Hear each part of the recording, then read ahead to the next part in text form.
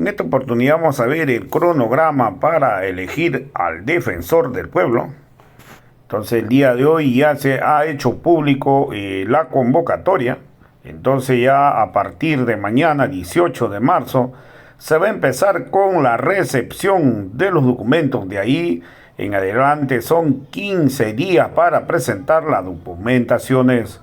Dentro de los requisitos está no tener militancia política en ninguna organización.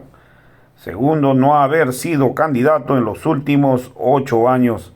No haber sido dirigente de alguna organización o asociación. No haber sido funcionario público en los últimos años. No tener sentencia, hablar 2 idiomas. No tener grado de consanguinidad con los diputados, senadores y las autoridades. También, lógicamente, para mí, lo más importante es tener la idoneidad. Hay que ser idóneo, tener buena reputación en los usos y costumbres. No una persona chabacana que anda al margen de la ley. O sea, que anda fuera riñida con la costumbre y la moral, no puede pretender ser defensor del pueblo. Acá las cosas son claras. Aquí hay que ser una persona intachable dentro de la moral. ¿Por qué? Porque hay más de uno que quiere postular y que no reúne con el requisito, anda prácticamente en cosas que está fuera de la ley, o sea, refiriéndonos a que no están dentro de los usos y costumbres que debería tener una sociedad. Y lo más importante es que está abierto para cualquier profesión. Es cierto, a cualquier profesión puede participar. Esto es muy importante, ¿no? Y también ha dicho que se va a valorar lo relacionado con personas que ya han venido trabajando en función a los derechos humanos, en defender los derechos humanos. Considero muy importante esta experiencia que debería tener aquella persona que pretende postular a la Defensoría del Pueblo de Bolivia. Vamos a escuchar pasaje de la intervención para que ustedes mismos saquen sus propias conclusiones sobre este cronograma. A partir de mañana ya se empieza a recepcionar las documentaciones para el defensor del pueblo. Muy buenos días, televidentes de SEO TV. Para aquellos que nos están viendo a nivel internacional a través de las plataformas digitales, señales satelital Tupac Katari a nivel nacional. Estamos en Sudamérica, Norteamérica a través de FTA, los que prácticamente nos ven en el mundo entero. También estamos a través de nuestras señales abiertas en las 20 provincias del Departamento de La Paz y en las provincias de Bolivia. En este instante nos encontramos acá con el senador del Movimiento al Socialismo, Rubén Gutiérrez, el presidente de la Comisión de la Constitución Política del Estado.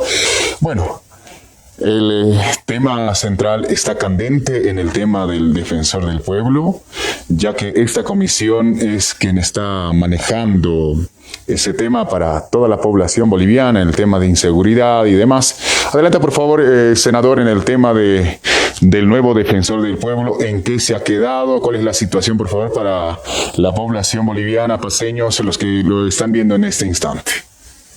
Bien, muchas gracias. En principio un saludo muy cordial a tu programa. Efectivamente, hoy partimos y arrancamos con este proceso de preselección y designación del defensor del pueblo. En 3 medios de comunicación ya están publicadas la convocatoria y el reglamento. Consecuentemente, el día de mañana ya vamos a estar iniciando con la recepción de postulantes. Esta etapa de recepción de postulantes tiene un lapso de 15 días. Eso implica de que desde el 18 de marzo al 1 de abril estaremos aguardándoles para que las y los postulantes puedan hacer llegar sus documentaciones. Posteriormente estaremos avanzando a la verificación de requisitos, que tiene un plazo de 6 días, del 4 de abril al 9 de abril. Luego tenemos la etapa de habilitación, que va a ser el 10 de abril.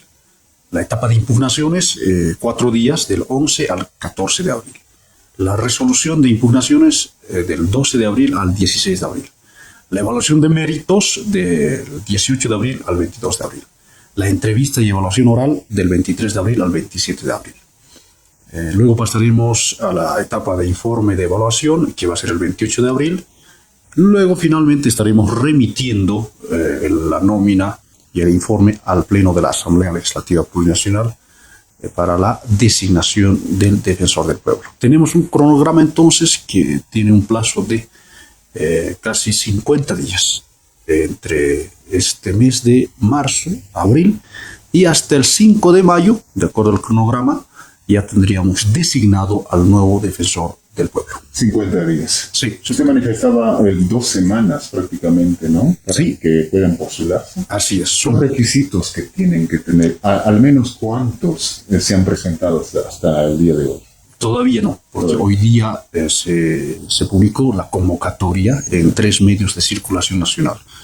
Estamos hablando Opinión, Correo del Sur y ahora El Pueblo. En estos 3 medios de circulación nacional ya están la convocatoria, están publicadas. Mañana empieza el plazo, ¿no? Como hoy día sale la convocatoria, mañana ya empieza el plazo para la presentación y la recepción de los postulantes. Estamos hablando entonces de 15 días.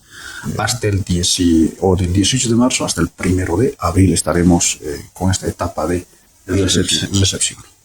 Los requisitos, por favor, para que se sepa también aquellos que van a postularse. Ustedes van a respetar la Constitución Política del Estado, van a respetar también el pedido que se tiene de que no debe ser partidario de algún partido político. Sí, empiezo por el último. Uno de los requisitos que va a garantizar la independencia e imparcialidad del Defensor del Pueblo es precisamente la no militancia política, ¿no? También deben acreditar no haber sido candidato o candidata en las elecciones generales o subnacionales, al menos durante los últimos 8 años. Esto abarca inclusive hasta las elecciones del año 2014, porque a partir de este año hemos tenido varias elecciones. Posteriormente tenemos no haber sido dirigente de una organización política, de un partido político o una agrupación ciudadana. No haber sido exministro, ministra, viceministra, embajador o autoridad jerárquica de los órganos del Estado. Esto permite garantizar la independencia, reitero. Después están los requisitos habilitantes que ya la Constitución establece. La nacionalidad boliviana, tener 30 años de edad para el Defensor del Pueblo, no tener pliego de cargo ejecutoriado pendiente de cumplimiento, no tener sentencia condenatoria ejecutoriada en materia penal, al menos hablar 2 idiomas, tener el padrón electoral. Todos tenemos un padrón electoral biométrico, hay que recabar eso del Tribunal Supremo Electoral. No tener un parentesco hasta el 4º grado de consanguinidad con relación a los asambleístas, es decir, senadores, diputados, representantes subestatales. También está entre los requisitos acreditar la idoneidad, la probidad y otros requisitos que ya están insertos en la convocatoria. Uno de los requisitos también era en el tema de profesión, ¿cuál es la profesión que debe tener la nueva defensora o el defensor que va a llevar los próximos años? Bueno, en cuanto a las profesiones, no hay exclusividad, no son excluyentes, porque pueden participar personas que cumplan el requisito, pueden ser del área de las ciencias sociales, de las ciencias políticas, de las ciencias jurídicas. ¿Por qué? Porque la defensa y la promoción de los derechos humanos, que es la función fundamental del defensor o la defensora del pueblo, no necesariamente es una exclusividad o una especialidad de un politólogo o de un abogado. Por eso es que hemos tenido la primera defensora del pueblo, ha sido Ana María Romero de Campero, una comunicadora, una periodista. Luego hemos tenido a un abogado, posteriormente a un pastor evangélico metodista, por ejemplo. Claro, entonces están habilitadas todas las personas que cumplan estos requisitos. ¿Personas comunes también podrían participar sin ninguna profesión? Sí, porque la vigencia y el respeto con relación a los derechos humanos, la promoción de los derechos humanos se puede acreditar. Pero claro, tratándose de un concurso público, de una evaluación meritocrática, se va a tomar muy en cuenta 3 categorías. Primero, se va a tomar en cuenta la meritocracia. Méritos significa experiencia profesional, experiencia acumulada en derechos humanos, ¿no? la capacidad profesional. Ahí está, sí, las profesiones, desde un grado de licenciatura, un grado de diplomado, maestría, doctorado, investigaciones, publicaciones con relación a los derechos humanos. Entonces, en este caso no podría participar una persona que no tiene profesión. No necesariamente, pero se va a valorar. Porque si no, lo que vamos a evaluar, los méritos están ahí. En la evaluación los méritos están muy presentes, ¿no? Luego tenemos lo que es la trayectoria profesional o la trayectoria en derechos humanos. Entonces, una cosa es tener los documentos, tener el currículum documentado, pero otra cosa es que efectivamente esos conocimientos teóricos hayas puesto en práctica en favor o en pro de los derechos humanos. Porque estamos hablando de los derechos individuales, derechos colectivos, derechos de primera generación, segunda, tercera, hasta inclusive una cuarta generación. Los derechos humanos son múltiples, ¿no? Entonces, se va a valorar esos reconocimientos. Por ejemplo, cuántas acciones de inconstitucionalidad se planteó, cuántos proyectos de ley plantearon a favor de los derechos humanos, vinculadas, por ejemplo, a niñas, niños, adolescentes, a mujeres, porque hay activismo en materia de derechos, sí lo hay. Hay personas que se dedican toda su vida en pro de los derechos humanos. Y esas personas pueden participar de este concurso de méritos, porque es un concurso de méritos. Y vamos a evaluar, desde luego. Todo se evalúa con relación a los derechos humanos. Senador, ¿cómo han determinado esto? ¿Quiénes han consensuado para que se pueda obtener los requisitos que ahora ya lo tienen plasmado y ya tienen a la opinión pública? ¿Cuánto tiempo ha sido el consenso entre autoridades? Bueno, nos ha tomado por lo menos unas 2 semanas, ¿no? 2 semanas. En una primera semana hemos estado en la Comisión Mixta de Constitución debatiendo en la primera sesión. Hemos recogido las propuestas presentadas por Comunidad Ciudadana. Los primeros debates, ¿cuáles son? Fundamentalmente de carácter político inicialmente, porque había un requisito que decía no haber participado en gobiernos de facto, gobiernos militares y la ruptura del orden constitucional. Esto generó bastante polémica por parte de la oposición. Nosotros nos hemos basado en un antecedente. Estos requisitos ya estaban insertos en la convocatoria del año 2016. Entonces, ya producto de los ajustes de las reuniones, se suprimió esa palabra, la última palabra de la ruptura del orden constitucional. Pero quedó la redacción final con relación al artículo 8, numeral 5, cuando dice ya tenemos aquí la convocatoria, en este caso el requisito número 15, dice no haber participado o estar involucrado en actos de gobiernos militares o de facto. Quedó ahí. Entonces, esta es la convocatoria que hoy día ya está publicado en los 3 medios de circulación nacional, como le decía al inicio. Entonces, quedó así los requisitos, los 18 requisitos. ¿Por qué? Porque los requisitos ya están establecidos en la Constitución Política del Estado, ¿no? Además, están establecidos en la Ley 870 del Defensor del Pueblo. Entonces, simplemente es aplicación de la Constitución, aplicación de la ley en el reglamento. Y claro, hemos ajustado de manera muy detallada, incorporando la fuente de verificación para que sea de manera detallada, precisa, y de esa manera las y los postulantes puedan cumplir estos requisitos y de esa manera presentarse en esta convocatoria. Senador, en el debate han abordado lo coyuntural de lo que ha pasado con el defensor del pueblo interinamente, Nadia Cruz, que ha tenido denuncias de otras autoridades que no habría cumplido las funciones.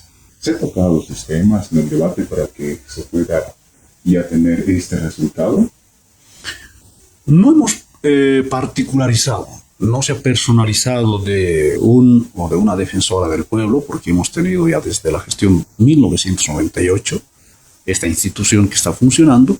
Entonces, cada una de las defensorías o de los defensores del pueblo ha cumplido su mandato, la población evalúa, la población juzga, la opinión pública juzga con relación a su desempeño en esta alta magistratura.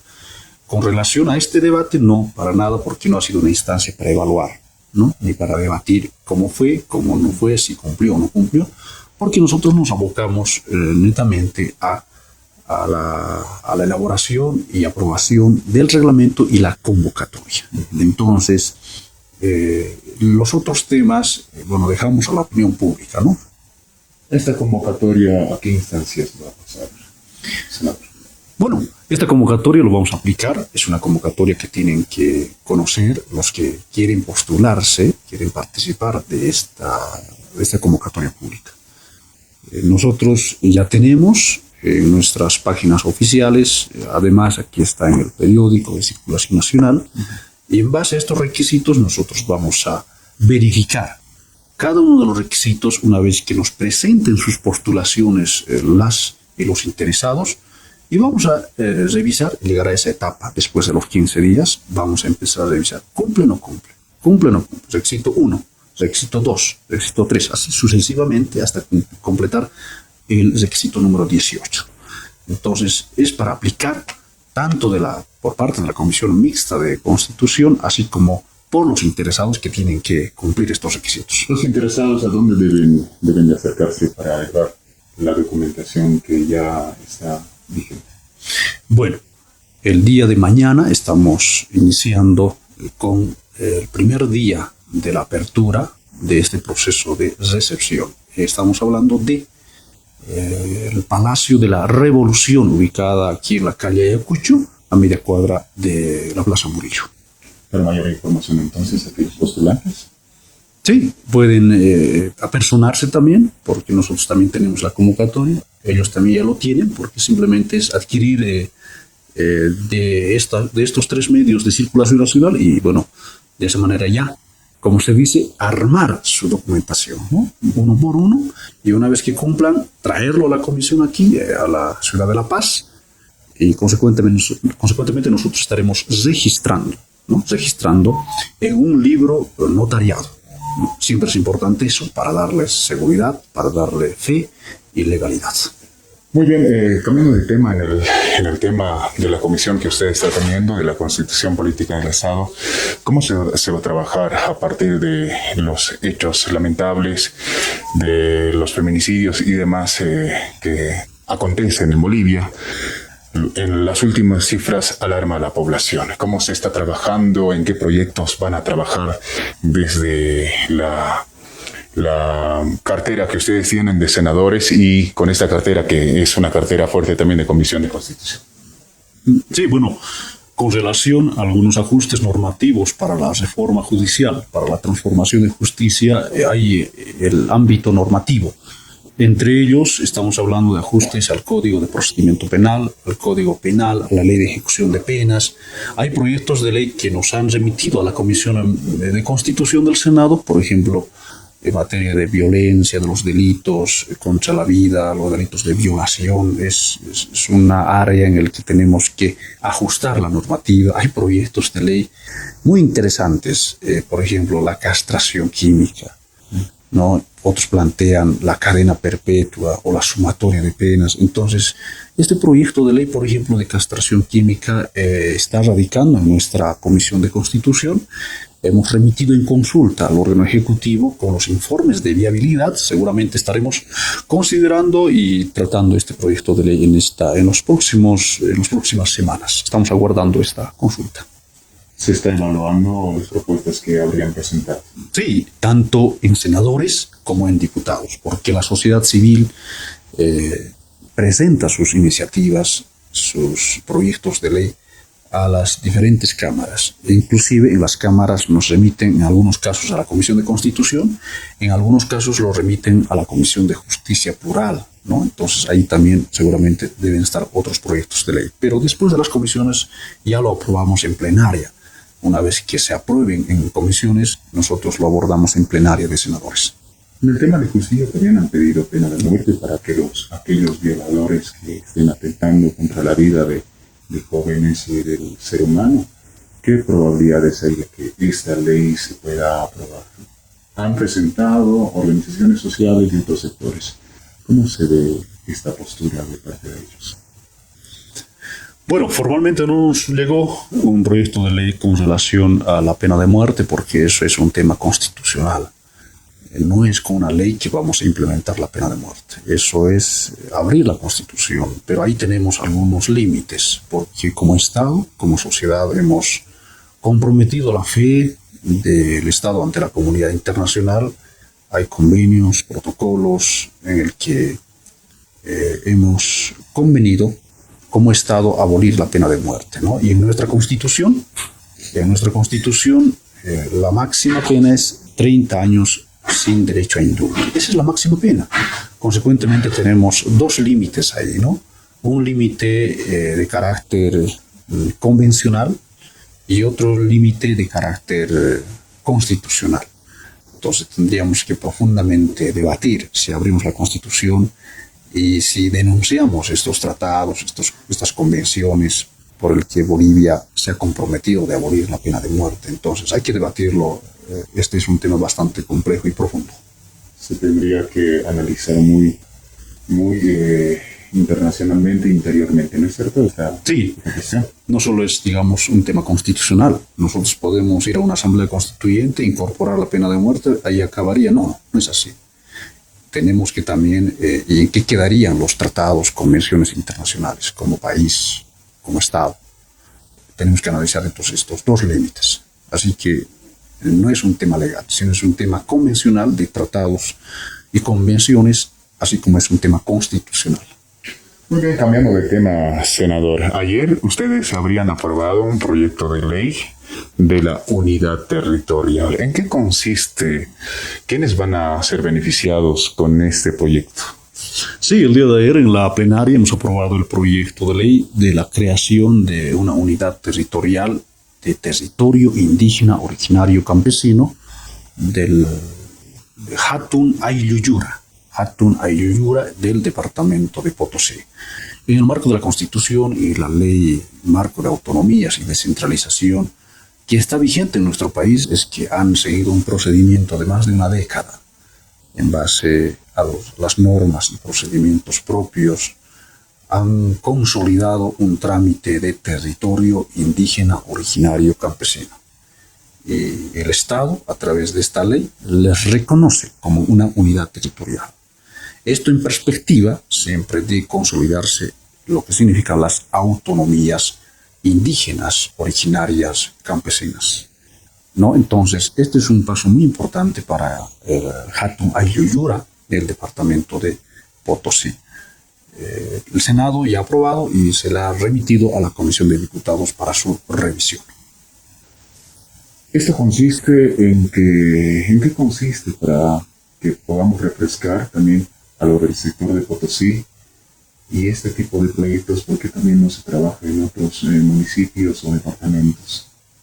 Bueno, el tema de los territorios indígenas originarios campesinos está avanzando muy lentamente, ¿no?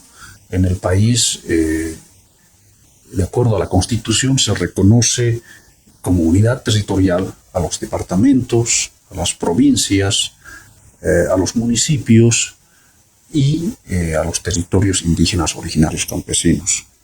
En ese entendido, los territorios indígenas originarios campesinos deben conformarse, se consolidan en base a los títulos ejecutoriales, en base a las TCOs, porque ahí es el punto de partida, ¿no? Ellos tienen ya sus normas, sus procedimientos, sus formas de asociación, sus formas de ver y de gestionar la territorialidad, sus cosmovisiones. Entonces, como territorios indígenas originarios campesinos en el marco de la Constitución, que les reconoce, es lo que han impulsado. Entonces, y esta forma de organización del territorio les permite avanzar hacia las autonomías indígenas, que básicamente es una cualidad gubernativa, así como las gobernaciones, los municipios. Ahí vamos a tener una autonomía indígena originaria campesina. Pero también hay otra forma de constituirse en una autonomía indígena originaria campesina, cuando un municipio decide convertirse, por vía conversión, por eso se llama, a autonomía indígena originaria campesina. Entonces deja de ser municipio, ¿no? Y se convierte en autonomía indígena originaria campesina, con sus propias formas de autogobierno. Entonces está enmarcado este procedimiento que han seguido este territorio indígena, este TIOC, Hatun Aylluyura, y han cumplido con todas las normas que inclusive interviene no solo el legislativo ahora, sino que mucho más antes ya ha intervenido el Tribunal Supremo Electoral, pasan por un control de constitucionalidad. Entonces, así avanza estos procesos administrativos que en última instancia somos nosotros como Senado y como diputados quienes con un proyecto de ley tienen que aprobar. Y es lo que hicimos nosotros. ¿Hace cuánto se habría discutido este proyecto de ley para que se pueda aprobar desde el Senado? Ahora esperamos Cámara de Diputados, ¿verdad? Sí, sí. Este proyecto, como le decía, en primera instancia tardó como una década. Posteriormente llegó al Senado y la Comisión de Organización Territorial es la instancia en la que han aprobado esta creación de una unidad territorial. Y consecuentemente nos derivaron al plenario, ¿no? Y por eso hemos cumplido con la aprobación de este proyecto de ley. Beneficio para los potosinos. Fundamentalmente para Hatun Aylluyura. Así se denomina, ¿no? Sí. Muy bien, si nos reitera, por favor, el proyecto de ley en qué consiste para terminar esta transmisión. Sí, mira, tenemos otro proyecto de ley. Ayer también hemos cerrado con el proyecto de ley de delimitación intradepartamental entre los municipios de Mairana y Pampa Grande del departamento de Santa Cruz. Esto avanzó en la gobernación del departamento a través de la conciliación administrativa, ¿no? Luego lo remitieron al Viceministerio de Autonomías y del Viceministerio de Autonomías nos los derivaron al Senado Nacional. Han cumplido con la ley 339, consecuentemente el Senado lo que hace es aprobar. Este proyecto de ley también ya ha sido aprobado y consecuentemente remitido a la Cámara de Diputados. Los beneficios que van a tener a partir de este proyecto de ley los cruceños. Sí, estos municipios de Mairana y Pampa Grande en realidad han culminado todo este proceso. Cuando se fijan los límites, siempre hay convivencia, respeto, hay tranquilidad, hay convivencia pacífica. Pero tenemos por ahora el desafío de sacar adelante la convocatoria del Defensor del Pueblo sin descuidarnos de otras tareas que tenemos como Asamblea, como Senado. Vamos a estar atentos a la reforma judicial, para nosotros transformación judicial, y claro, varios temas que pasan por la comisión, siempre de acuerdo a la agenda legislativa, estaremos cumpliendo nuestro trabajo. Muy bien, muchísimas gracias. Hemos podido conversar en transmisión en directo con el presidente de la Comisión de la Constitución Política del Estado. 15 días para aquellos que quieran postularse como defensora o defensor del pueblo. Pueden acceder a las direcciones, las cuales ha dado a conocer el senador Rubén Gutiérrez. Los requisitos también van a poder escuchar en nuestras retransmisiones, las cuales están habilitados. Proyecto de ley que va a beneficiar también a los potosinos, al municipio de Santa Cruz, las cuales se estaría trabajando. También se está evaluando de todos los acontecimientos de feminicidios, las cuales también ha repercutido en estos días. Retornamos a Estudios Centrales con esta transmisión de COTV.